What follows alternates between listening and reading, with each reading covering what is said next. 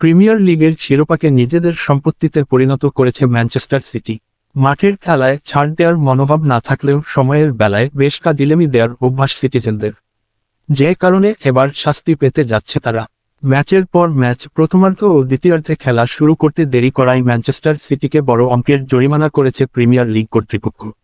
2022-23 ও 2023-24 মৌসুমে মোট 22 বার নির্ধারিত সময় পার করে ম্যাচ শুরু করার কারণে জরিমানা গুনতে হচ্ছে ম্যানচেস্টার সিটিকে। পেপ গার্দিওলার দলকে মোট 20,90,000 পাউন্ড জরিমানা করা হয়েছে, বাংলাদেশি মুদ্রায় যা 31,50 লাখ টাকারও বেশি। খেলা শুরুর বিলম্বের দায় স্বীকার করে সাজা মাথা পেতে নিয়েছে ক্লাবটি। গতকাল বুধবার 31 জুলাই প্রিমিয়ার লিগের সংবাদ বিজ্ঞপ্তিতে জানানো হয়, প্রথমার্ধ ও দ্বিতীয়ার্ধে বিলম্বে শুরু করার বেশ কয়েকটি ঘটনায় শাস্তির বিষয়ে প্রিমিয়ার লিগ কর্তৃপক্ষ ও ম্যানচেস্টার সিটি সমঝোতায় এসেছে।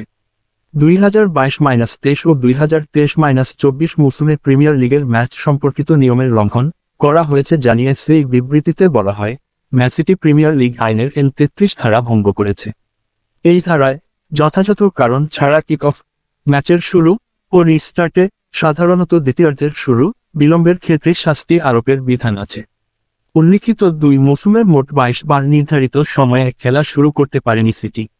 বেশিরভাগ ম্যাচে 1 থেকে 2 মিনিট বিলম্ব করা হয়েছে।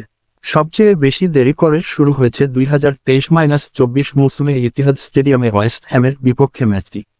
সেদিন নির্ধারিত শুরুর 2 মিনিট 46 সেকেন্ড দেরিতে খেলা শুরু হয়।